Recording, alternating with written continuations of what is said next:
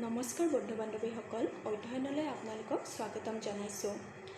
আজি আমি Indian পলিটিৰ M Lakshmikanta কিতাপখনৰ প্ৰথম চেপ্টাৰ দ্য হিষ্টৰিকেল বেকগ্ৰাউণ্ডৰ বিষয়ে আলোচনা কৰিম আৰু এইটো পাৰ্ট 1 হ'ব।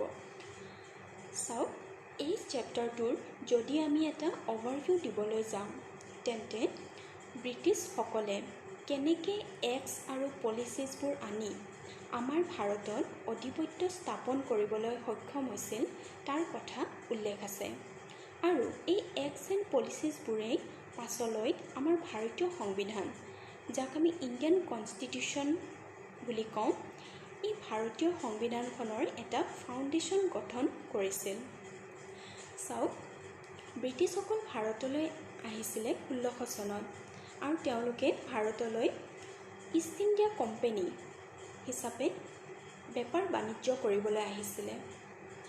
ইয়াৰ আগতো বহুত কোম্পানী, ইউৰোপীয়ান কোম্পানী ভাৰতলৈ আহিছিলে, কিন্তু ব্ৰিটিছসকলেহে কিয় ভাৰতত আধিপত্য স্থাপন কৰিবলৈ সক্ষম হৈছিলে?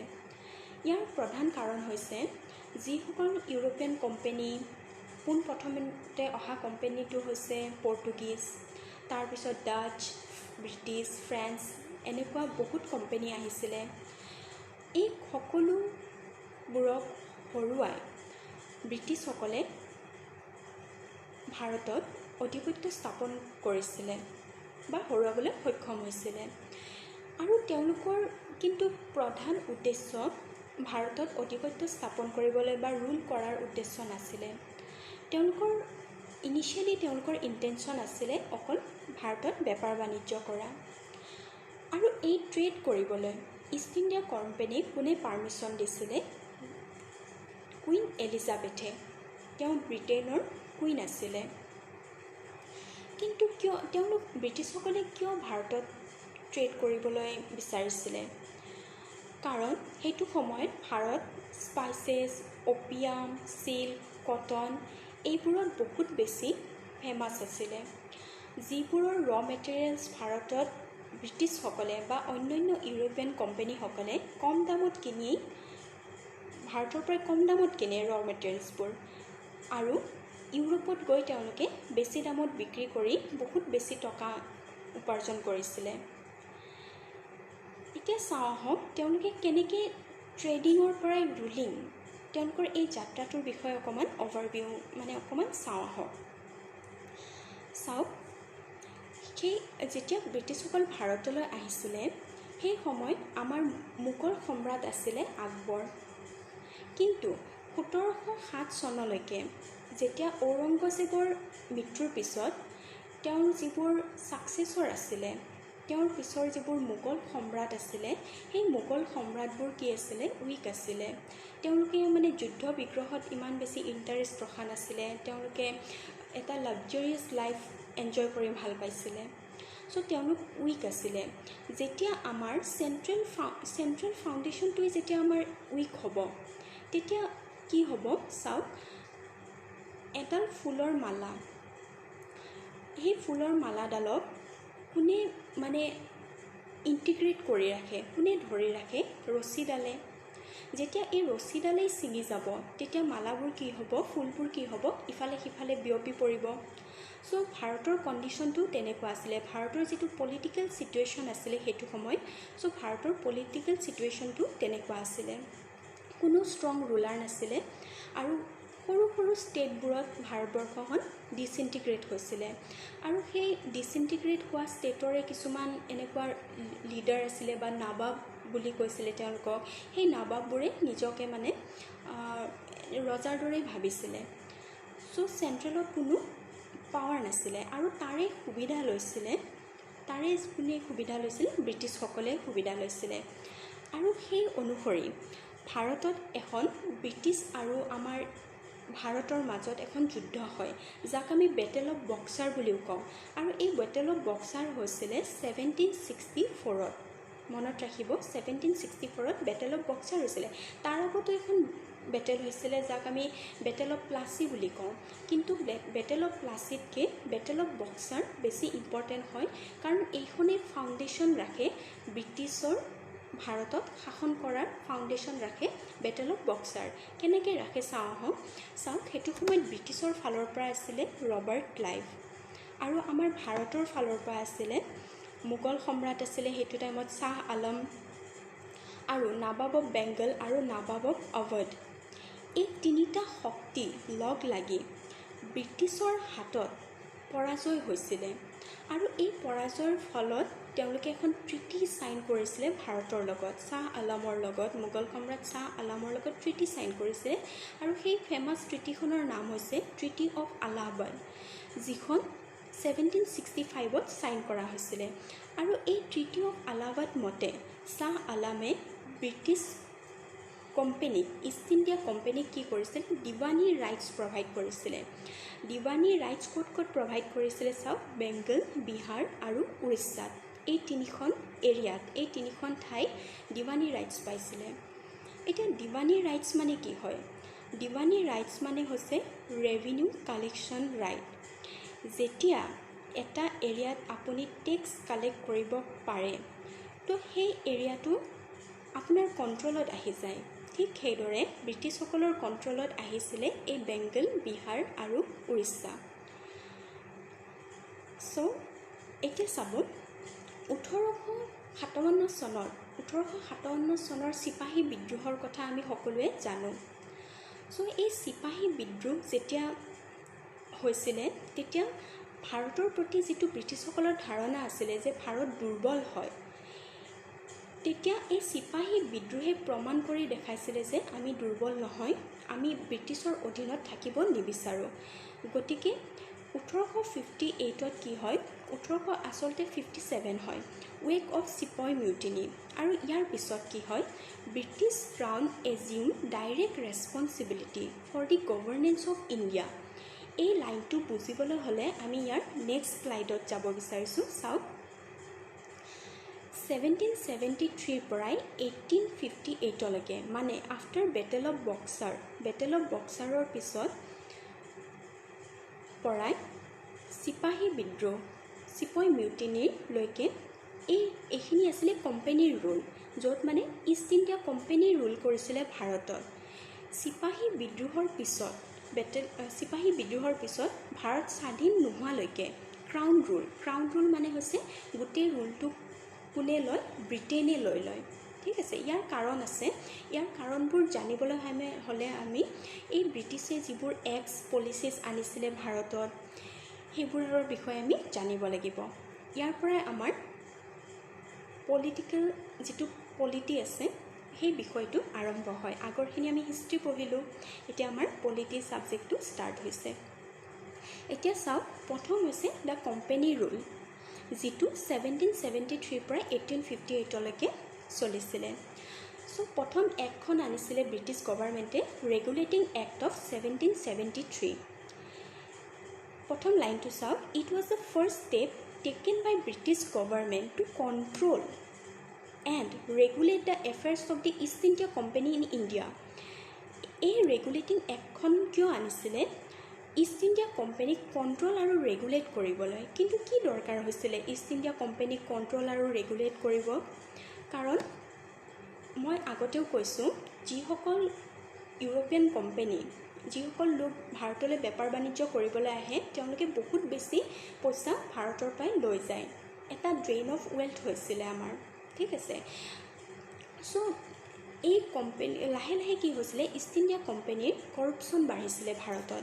আৰু এই কৰপশ্যন বাঢ়িছিল বাবে ইষ্ট ইণ্ডিয়া কোম্পানীক ৰেগুলেট বা কণ্ট্ৰল কৰাৰ দৰকাৰ বুলি ভাবিছিলে ব্ৰিটিছ গভৰ্ণমেণ্টে। চ' ইহঁতক কণ্ট্ৰল কৰিবলৈ ৰেগুলেটিং এক্ট অফ 1773 অনা গৈছে।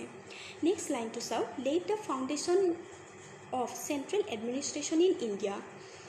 ভাৰতত এটা চেণ্ট্ৰেল এডমিনিষ্ট্ৰেশ্যনৰ এটা ফাউণ্ডেশ্যন ৰাখিছিলে এই এক্টখনে। এই লাইনটো আমি নেক্সট শ্লাইডত পঢ়িলে গম পাম, যেতিয়া আমি ৰেগুলেটিং এক্টৰ ফিচাৰ্ছবোৰ পঢ়িম। নেক্সট লাইনটো চাওক, recognise for the first time the political and administrative function of the company.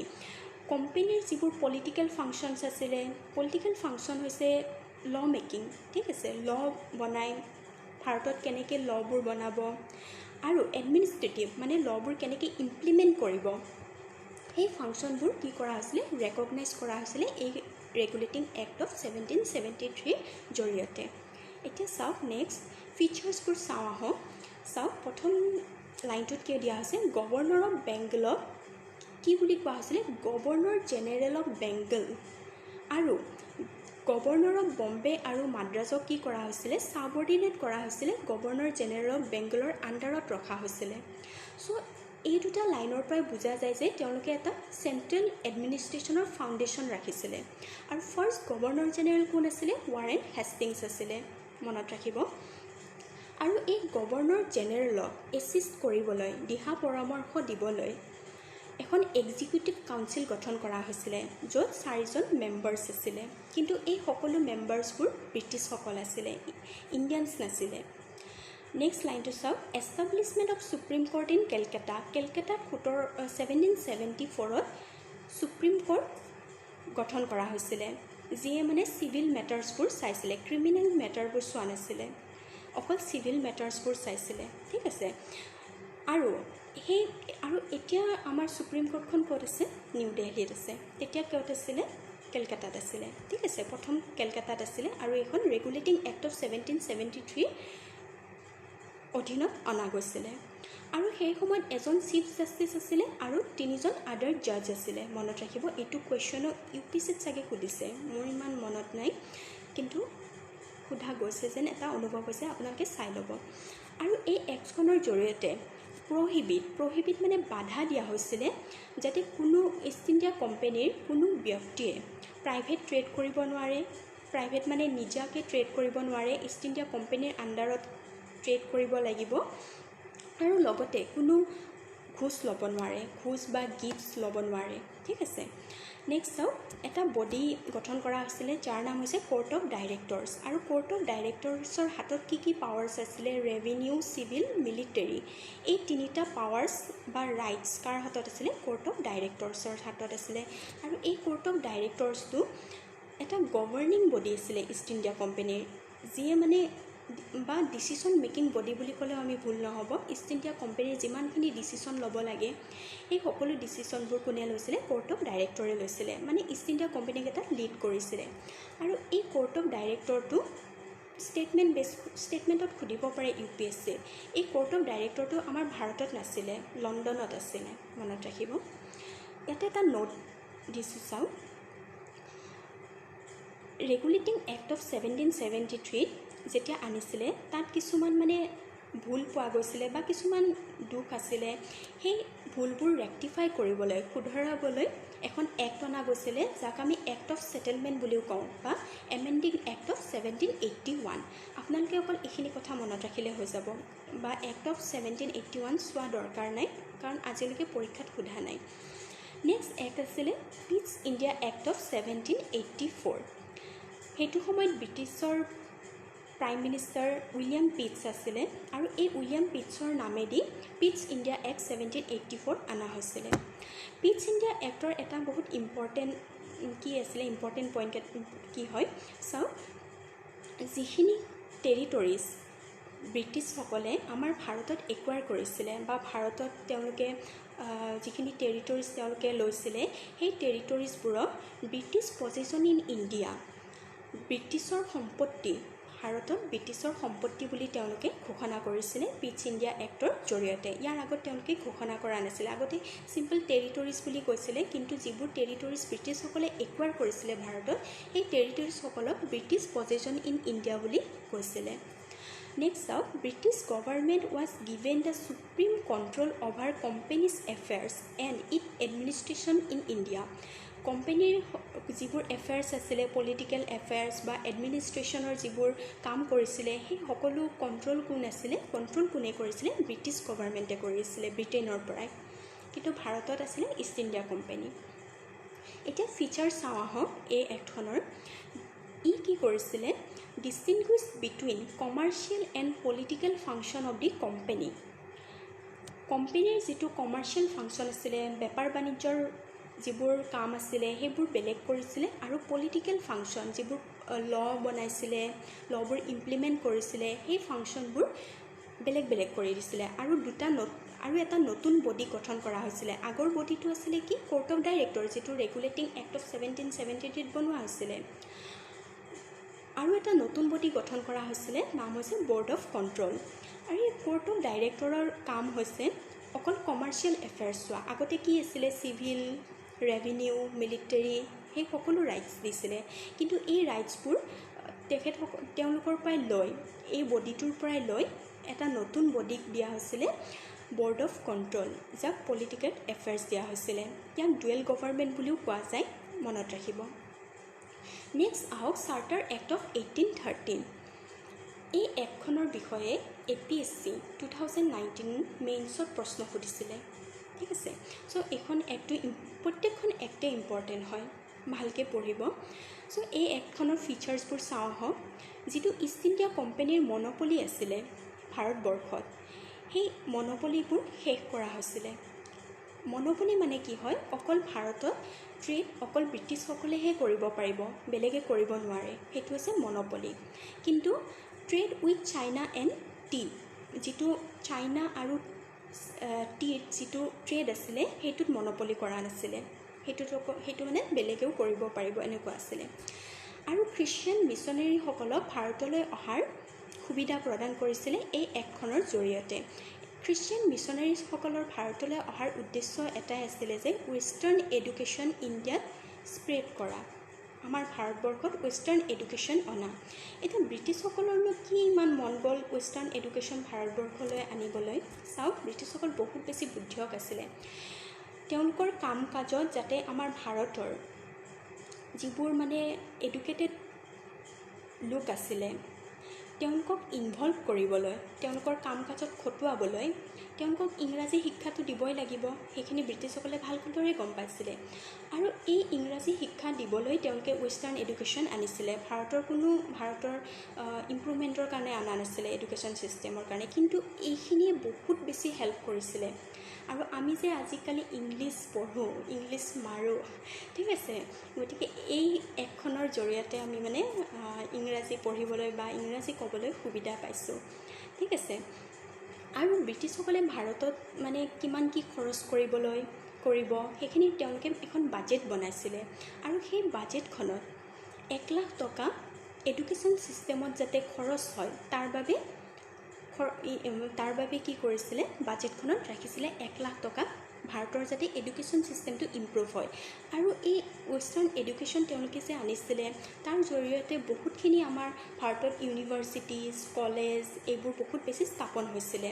ঠিক আছে, এইটো তেওঁলোকৰ এটা বহুত ডাঙৰ অৱদান বুলিও ক'ব পাৰি। নেক্সট চাওক, authorise local government to impose tax. Local government যিবোৰ আছিলে, তেওঁলোকে টেক্স ইম্প'জ কৰিব পাৰিছিলে, আৰু তেওঁলোকক এই অথৰিটিটো দিয়া হৈছিলে চাৰ্টাৰ এক্ট অফ 1813 যোগেদি। নেক্সট এক্টখন চাওক, চাৰ্টাৰ এক্ট অফ 1833।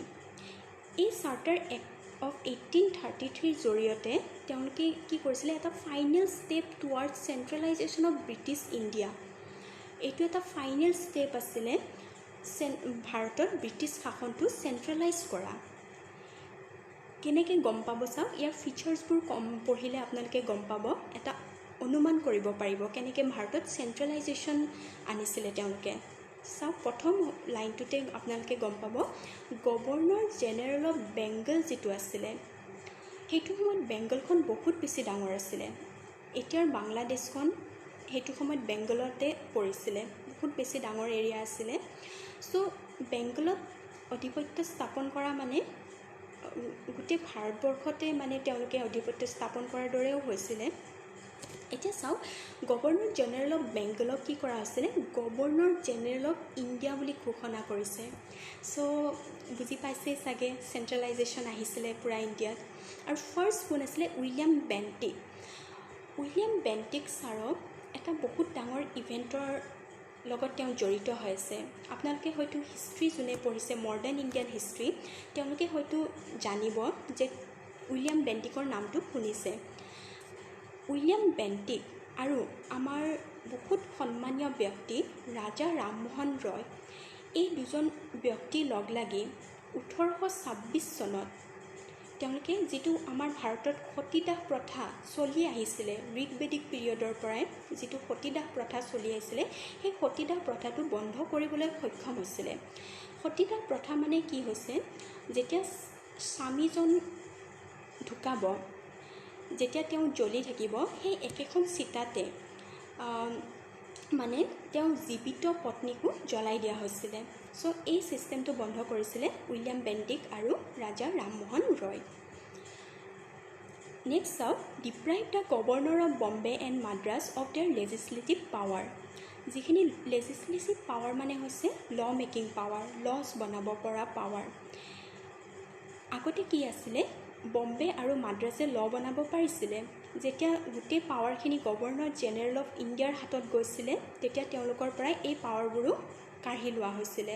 তেওঁলোকে কোনো ল বনাব নোৱাৰিছিলে। ঠিক আছে।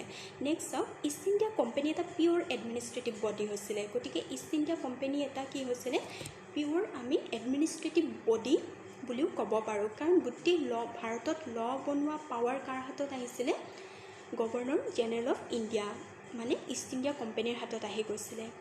নেক্সট চাওক, attempted to introduce a system of open competition for the selection of civil servants।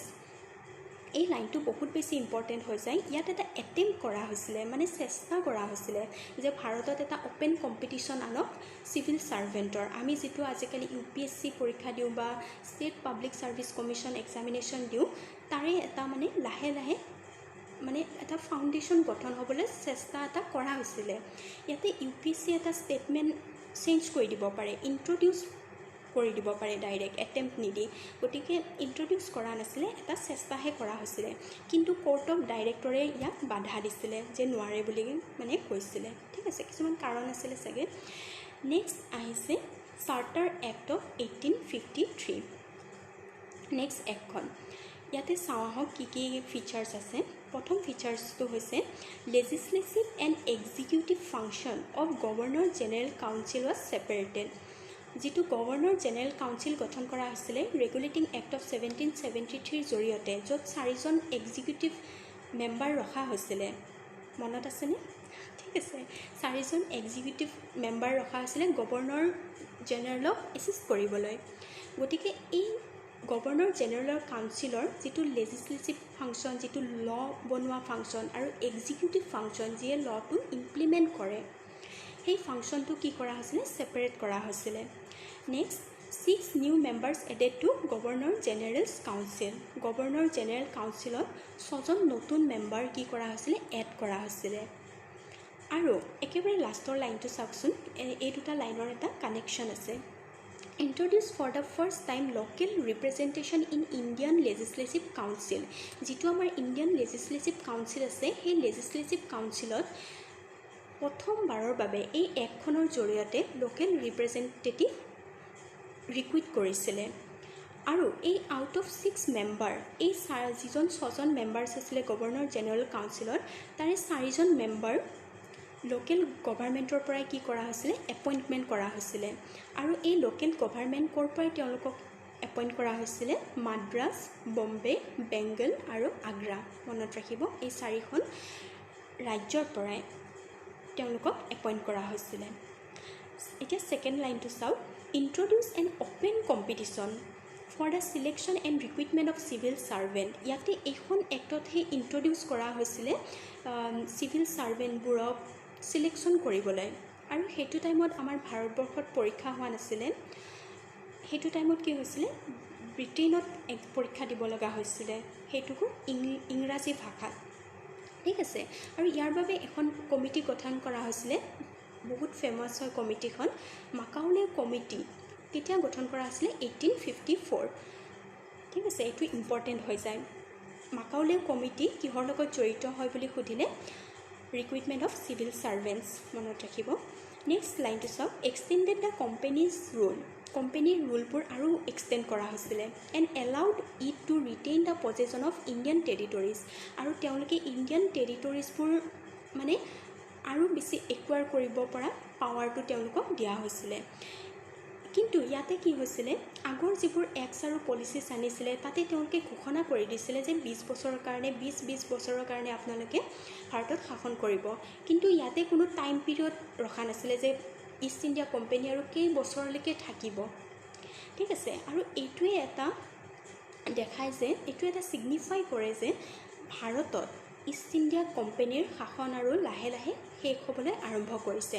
আৰু তাৰে মূল কাৰণ হৈছে তেওঁলোকে অনা এক্টছ এণ্ড পলিচিছবোৰে, যিবোৰ ইষ্ট ইণ্ডিয়া কোম্পানী আনিছিলে, য'ত ভাৰতৰ ব্যক্তিসকলক ইনভলভ হ'ব দিয়া নাছিলে। ঠিক আছে, এতিয়া চাওক এটা line, to retain the possession of Indian territories. এই ইণ্ডিয়ান টেৰিটৰিজবোৰ ব্ৰিটিছসকলে কেনেকৈ একুৱাৰ কৰিছিলে, তাৰ বাবে তেওঁলোকে 3টা মেথড আনিছিলে, যিটো ইণ্ডিয়ান হিষ্ট্ৰীত ভালদৰে এক্সপ্লেইন কৰা আছে, যেনে subsidiary alliance, ring of fence আৰু লৰ্ড ডেল হাউচিৰ the famous doctrine of lapse.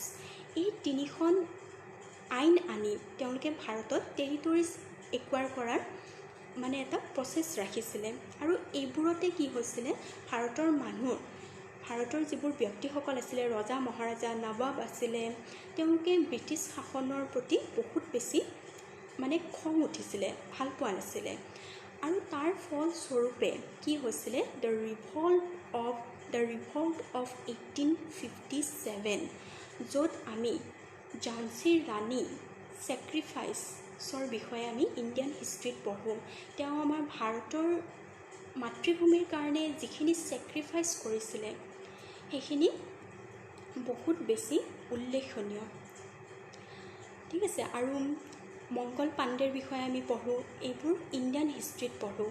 কিন্তু যদি আমি পলিটিকেল পইণ্ট অফ ভিউত চাওঁ, যিহেতু আমি ইণ্ডিয়ান পলিটি পঢ়ি আছোঁ, তেন্তে এই ৰিভল্ট অফ 1857ৰ পিছত যিবোৰ east India company acts and policies আনিছিলে, সেই এক্টছ এণ্ড পলিচিছবোৰ তেওঁলোকে চেঞ্জ কৰিবলৈ বাধ্য হৈ যায়। আৰু ইয়াৰ আগৰ যিবোৰ এক্টছ এণ্ড পলিচিছ আছিলে, তাৰে মাজত আপোনালোকে এটা ডিফাৰেঞ্চ দেখা পাব, য'ত আমি পিছৰ লেকচাৰটোত আমি পঢ়িবলৈ চেষ্টা কৰিম। চ' আজিৰ লেকচাৰটোত মই ইমানতে সামৰিছোঁ।